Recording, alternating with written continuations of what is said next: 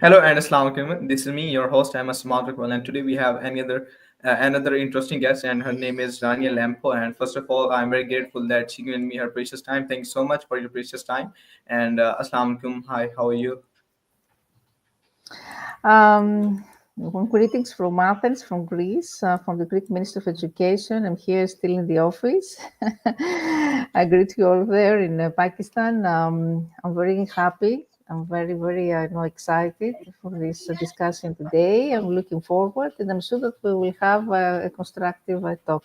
Thank you very much for the invitation, and also I would like to especially thank Dr. Rihan, your mentor, your advisor, and all the team of the Rican Foundation and the Rican Schools for setting up a shining example of how quality education, when it is combined with the spirit of entrepreneurship, can actually empowering the young minds and transform entire communities. Yeah, you were. Thank you. Thanks to you actually for giving me precious time, and yeah, it's been pleasure to hosting you. Thanks so much. So let's now move to question and answer session. My first question is to you about that. That about is that what made you to want to become a teacher? You told in your introduction that I'm a teacher trainer also. So many things you do.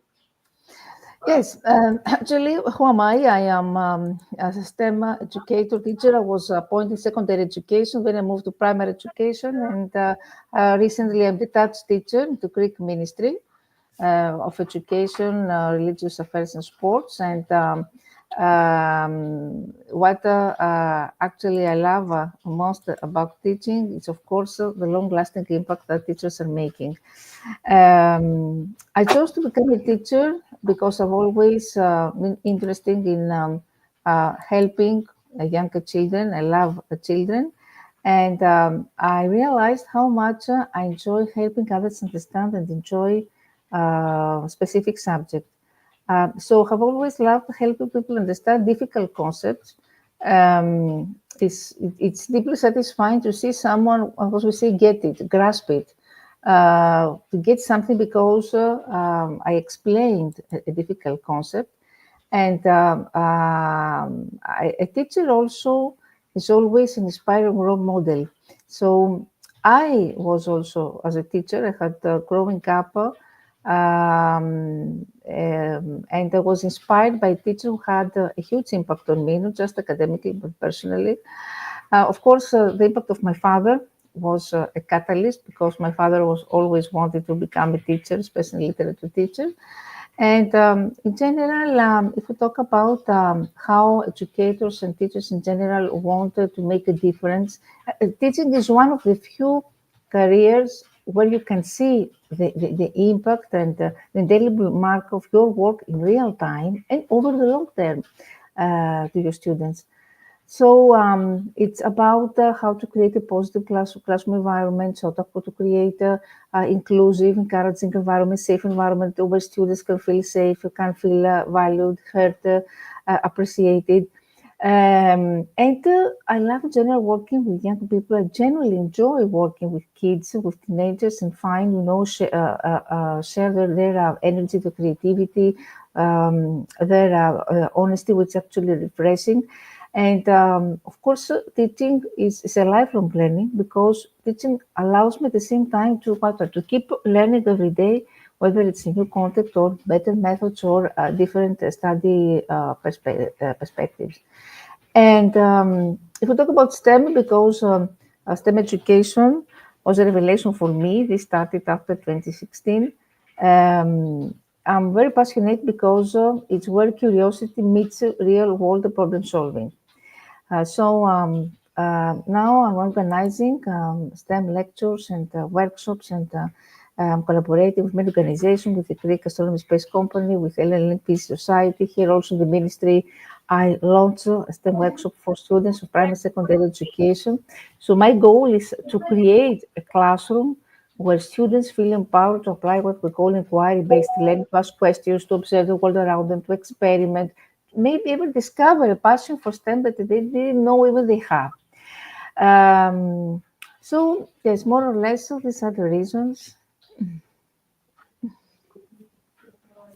Yeah, really good. Thank you so much for explaining this. You explained it really well, and I hope you will fulfill your dream. And yeah, thanks so much for explaining it. Nice to know more about it. So my next question is to you: how do we make science and technology fun for students? Yes, it's a wonderful question because STEM has to do with how you can make attractive, fun, and engaging science, especially we talk about young children. If we apply STEM, STEM is the acronym of Science, Technology, and Mathematics. Is the new trend, educational teaching methodology and philosophy worldwide. So STEM is related with hands-on experiments, with experiential learning. If we want to make science and technology fun, first we should start from the students learn best when they do something. So I try to use experiments, coding projects, design challenges whenever it's possible, and of course I try to tie lessons to current events, current problems. So real world connections, authentic real world problems, real life problems that so that students can see the why behind their learning, what they are learning, and of course here we can add the role of gamification of interactive tools. Like Arduino, like educator, talk about young children, Scratch, this making our lessons interactive. Exciting. We have also AI now, and AI can be combined with STEM and Yeah. lead to miraculous effects.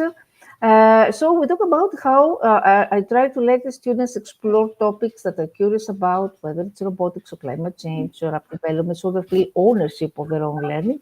And of course, it's always about project-based learning, so collaborative teamwork, problem-based learning, group challenges always are more, attractive to students. And materials also of simple materials that we can find in our house, in our classroom. You don't need to have expensive technological equipment in order to implement a nice STEM project. So creativity is the number one. Let students design their own experiments, their own apps. When students are actively building, testing, and problem solving, then they're not just learning; they're having fun and they gain confidence at the same time. Yeah, you are absolutely right. Absolutely right. Thank you for explaining. So my next question is to you. That is, what did you decide to mix astronomy with language teaching? Yes, first actually, during a novelty program where I had to participate, it was particularly physics to primary school students. It was program that was organized by CERN, the European Organization for Nuclear Research. Then I was teaching also French to younger children. So I decided to combine particle physics with French, so with terminology, through videos, through some authentic materials and magazines, some comics about natural scientists, things like that. So it was my first attempt. After the first awards, I designed a very popular lesson plan, which was presented to English language students there, English language, teachers, to language centers, private language centers. And then I proposed lesson plans, very original plans, innovative plans, which combine lemon battery, physics, and at the same time, students were learning English through completing interactive worksheets. I mean, they were experimenting with different materials, and they say, will the bulb light up if I use this material, a wooden material? So they learn conditionals, hypothesis in English grammar. At the same time, they learn physics. So if we talk about astronomy that you mentioned before, the same way, it was a very popular lesson plan, had a great success over the day. The impact was that many language centers now have integrated STEM into the curriculum. Why we can mix astronomy or other subjects with language? Because interdisciplinary learning or holistic learning or transdisciplinary learning always keeps the students engaging. While combined science with language helps students how subjects actually are interconnected, and this making them more meaningful. Apart from this, astronomy is something that sparks curiosity and conversation because space naturally fascinates people, especially young children. So using it as a concept for language learning gets the students talking, reading, thinking critically, so be more engaged. I mean, language is sometimes can be boring, but if you integrate fascinating subjects like astronomy, then language teaching can become fun, etc. And of course, astronomy is something that allows students to explore big ideas like life on other planets, while at the same time developing their vocabulary, the communication, the writing skills. And it's about personal passion also, because I love astronomy, I love languages, and I found that blending them helps bring more energy and originality into the classroom. Okay, good. Nice to know. Thank you for explaining about astronomy. So next question is to you. That is, why is it important to teach students about saving the planet? Okay, this is about environmental awareness, education for sustainable development, or SDGs. We know that we are preparing, teachers preparing the next leaders, the future leaders, the leaders of the next generation. And the next generation of these students will be those who will be decision makers. So students will be the ones who will shape the policies, the industries, the communities in the future. So it's vital that they grow up understanding sustainability and responsibility. So through integrating SDG projects, I mentioned that maybe I mentioned in the beginning that I have implemented, I have designed such programs, especially with projects that were addressed to children who are coming from low socioeconomic background. And this helps them become global citizens. So learning about sustainable development goals helps students connect local actions to global challenges and think beyond themselves. And of course, this encourages action and hope, not fear, because rather than overwhelming them with climate, depression, I focus on solutions. So I suggest students to give the solutions, talk about STEM. I ask them, give us some suggestions, try to develop an app or a device or a patent, how we can deal with this problem. So students feel empowered to make a difference even in small ways. And teaching sustainability ties also in every subject, in science, in economics, in ethics, communication, prepare students for the real world. Understanding the SDGs helps students realize the real problems, issues of poverty, issues of inequality, of health, as interconnected fields. And this encourages at the same time empathy and global responsibility. So teaching students about saving the planet and SDGs is crucial, because these are the ones who will inherit and shape our future. They're responsible for the future of our planet. It's not about only environmental awareness, it's about fostering responsible global citizens. And this way, students they begin to see how their everyday choices matter. So I try to teach sustainability in a hopeful, action-driven way, show them that small actions can lead to big change and that they have a voice in creating a better world. Yeah, very good. Very good idea. Thank you for sharing it. My next question is: you have won many awards actually. So, is there one that is your personal favorite? Actually, every time I get an award, is the same, feeling is the reward about, my hard work, my dedication. It's a gratitude. I feel honored, grateful, because I know how many dedicated educators and researchers are out there and doing amazing work.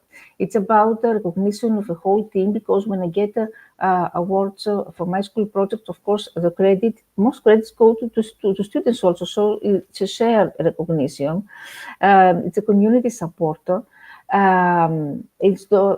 all those who have helped shape my journey, and it motivates me to of course to keep learning, to pushing boundaries, to sharing what I have learned with others. It's a reminder of why I do this work, not for the recognition, but to make, as I said before, an impact.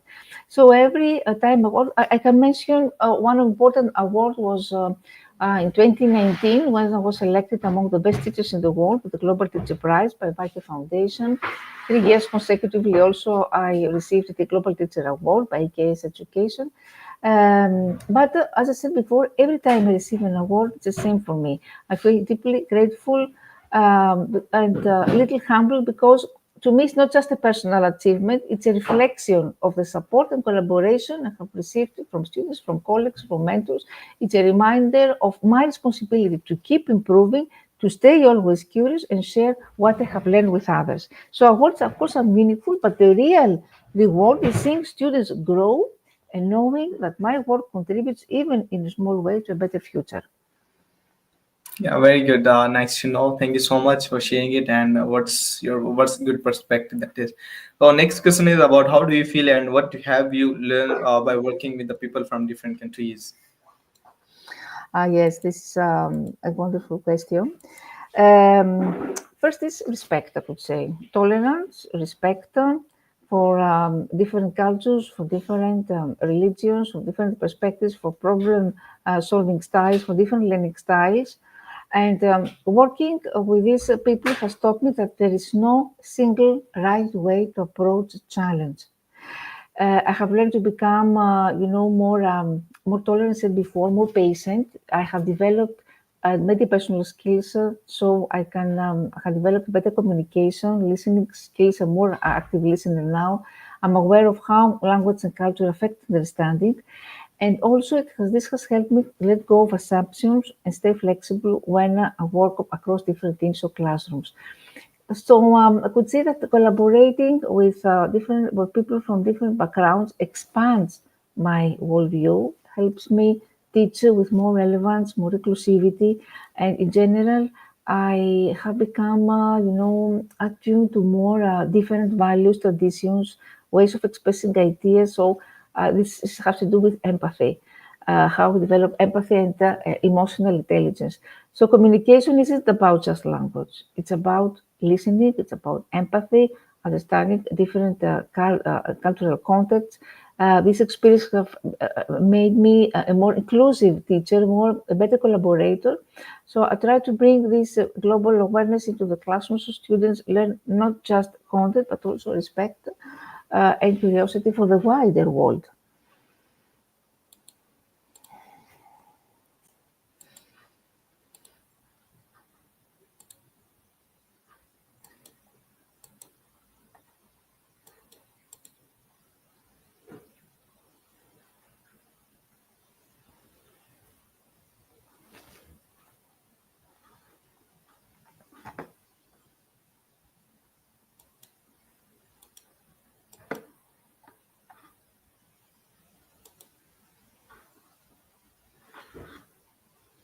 Oh, sorry, a little bit of technical issue. So let's No continue. problem. Thank you. Yeah, thank you. Next question is, are you working on any new projects right now? Yes, actually, latest year I'm dedicated to more mental health issues because here in the ministry I'm conducting a workshop. It's about safer security, safer internet security for students. And what I have seen from my experience is that students are struggling, are suffering from mental health disorders. So last years I'm conducting workshops and designing programs about how we can help, how we can support students with issues like depression, anxiety, drug, substance abuse, alcohol, through cognitive distortion, and so many problems, the cyber world, the cyberbullying, so many issues that students have to face now, which were not, when I was a young child, we didn't have such kind of problems. So I think that the young generation is suffering a lot. As if we add also the social media, whereas there is a comparison, you know what is happening. Children compare themselves to others who have a luxurious life, who are richer than them, and they suffer from depression. There are so many studies about this. I have seen from my own example in the ministry what is happening. I'm conducting today already. I had a workshop with students in Nigeria. There are high rates of suicide tendencies there. I'm conducting a program about suicide and training about mental health. This will be my next program. I'm designing also a program about body dysmorphia. Again, it will be a project in Nigeria, which is related again with mental health issues, because body dysmorphia is actually a mental health.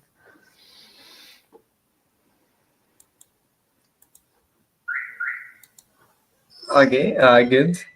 Nice to know, and keep it up. And that's a big problem, I think, anxiety, depression, these kind of things in children's and youngsters nowadays. So keep it up and good luck. So my next question is, how can education be help bring peace in the world?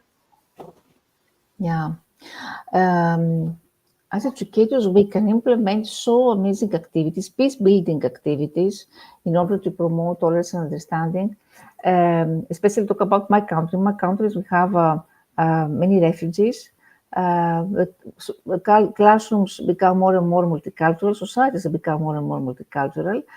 So we have to adapt to this situation and adapt our curriculum, because we don't have curriculum which are tailored to its students' needs, especially if we talk about refugees, or we had also refugees children who came from war zones, from the war zone of between Russia and Ukraine. So I had to adapt a curriculum. So what is very important is peace-building activities. For example, it could be mediation activities, or debates, or role-playing simulations.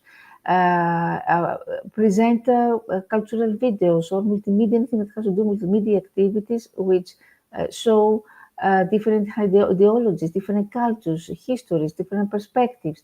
This helps reduce prejudice, discrimination, xenophobia. Greek people are very xenophobic, to admit this. Try to build critical thinking and empathy among students, and peace education involves, of course, meaningful dialogues of aggression, how to help the students solve problems, so problem-solving skills, how to resolve conflicts, and at the same time, that education, peace education opens economic opportunities at the same time. Economic opportunities reducing the inequality and hopelessness that often fuel violence and instability. Through this kind of activities, mentioned before, dialogue discussions, metacognition activities, theatrical representations also, about how students can resolve the conflicts, so theatrically, role simulation, anything that can involve, anything that can empower students and make them feel as global citizens, as citizens where they can have a sense of shared humanity, responsibility towards each other, encouraging collaboration, of course, and communication across borders. Okay, thank you so much for explaining it. And next question is, what is the biggest challenge you have ever faced in your career? Okay, the biggest challenge was the period of the COVID pandemic here in Greece. When the COVID pandemic started, and we had to design learning management systems and technology systems. I didn't have this problem because I'm an ICT teacher trainer, but my colleagues were very, very negative. They were panicked. There was a shock, there was a negativity.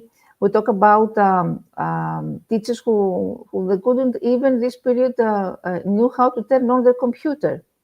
I mean, there was a total lack of digital literacy, but until the COVID pandemic, we didn't know about these weaknesses. So one of the results of the COVID pandemic was that we understood that there is a big, a huge lack of digital skills among teachers, not only students, but also teachers. And if we talk about students, there was a huge divide, digital gap, a digital divide, because there were many students who didn't have free internet connection or tablets. So during this period, the school counselors invited me to give some, to deliver some training sessions to teachers, and it was disappointing. Teachers were very afraid, they were very negative, they were very reactive, they were very resistant to change. They didn't want to, to start designing online lessons and distant learning. This took us, 2 years to to be adapted in this situation. So I try to help them through webinars. I connected with colleagues for advice. We experiment with different methods. We found what worked best. And I did my best as a mentor and as a teacher trainer to help them, and most importantly, to help them change their mindset, their fear, and make them realize that they need to embrace change, that embrace change is essential not for students but also for teachers. And this showed my belief in a lifelong learning is something that I try to instill in my students, because lifelong learning is the only thing that can help you stay alive in every career, not only teaching career. This is one of main challenges during the COVID pandemic, but in general, the challenges I face is that I try to manage multiple projects with limited resources. So, and the same, the lack of free time, because I'm working a lot. Sometimes I manage to sleep only 2-3 hours. So I try to prioritize effectively. To realize the importance of time management, and being also always ready to seek help. These are valuable skills for in education and research, I think. Yeah, it's good. Thank you for explaining it. And the second last question is about motivation. That how do you stay motivated of doing a lot of work and full of energy with so much work? Yes, it's when we have a clear purpose, you have set high goals, you achieve one goal and then you go to the next one. Clear purpose, knowing why you are doing the work. If you know why you're doing this work, this helps fuel motivation. When you always feel gratitude about what you have done so you celebrate progress, recognizing small wins keeps our moral high. And I try to stay connected. How? Through participating in many conferences. Every day I deliver 3-4 lectures, participating in many national conferences. So I'm talking to peers, mentors, friends. This provides me emotional support. This gives me a new perspective that can reignite motivation when sometimes I'm feeling stuck. And of course, I'm doing something that genuinely interests me. So it's something meaningful, something fulfilling, especially if we talk about young children. I now recently I'm involved in a space program, a new space program which involves girls in the space industry. It's about how we can build satellites and mini satellites which will be sent to the moon, space mission, very innovative program. So it's about passion and curiosity. If you like what you're doing, I think then you will always be successful. This is my idea, and you will always find the necessary energy to accomplish your objectives and your goals. This is my opinion. Very good. Actually, nice to know about what motivates you the most. So good. So my last question is to you: what one piece of advice that you want to give to new students and new teachers and old teachers? And Yes, of course. If we talk about STEM education, if someone's interested in science, then I could say that stay curious. That would be a very important advice. Dream bigger. Don't be afraid to dream bigger, to fly high. Be persistent. Be hard worker. Be passionate about what you're doing, and don't be disappointed by challenges. I have faced many obstacles in my life. I have faced also gender inequality, gender stereotypes, bullying, everything. Competition, it is a necessary part of our work, but nothing has ever stopped me from continuing my international career. So don't ever be disappointed by obstacles. Rather than this, try to transform these obstacles into opportunities for growth. So developing a growth mindset and find ways to transform even your mistakes also or disappointments into valuable lessons. Yeah, thanks so much for this amazing advice. I just want to one last question, and I'm very curious about it, and that is Mhm. that what how AI changed education system. How AI, you mentioned. Yeah, Yeah, how AI and technology. okay, I can speak for hours about this. Okay, it's about adaptive learning, personalized learning, especially through chatbots. Here in Greece, recently we have integrated the use officially the use of virtual assistants. Our ministry offers now a technical training AI to thousands of teachers and students also about this. So definitely it's something that have revolutionized education through, first of all, the diagnosis, because we can make a diagnosis, we can understand what are the weaknesses, the strengths of our students, the rhythm, their interest, their pace, and accordingly adapt our lesson plan. So this means more personalized learning, more individualized learning, so more engagement, better outcomes, and self-paced progress, more smart content. These AI assistants, which can help students inside and outside the classroom, day and night. If we talk about assessment and feedback, more immediate constructive feedback, new methods of assessment, and of course, on the other hand, since you are a young person, our audience is constituted by young minds. I want to say my message that AI is a tool. It cannot substitute, of course, a teacher, and it should be used ethically, responsibly, and wisely. Why I'm saying this? Because I'm not happy to see young children um, copy paste what they get from ChatGPT, or if we talk about researchers, to copy paste the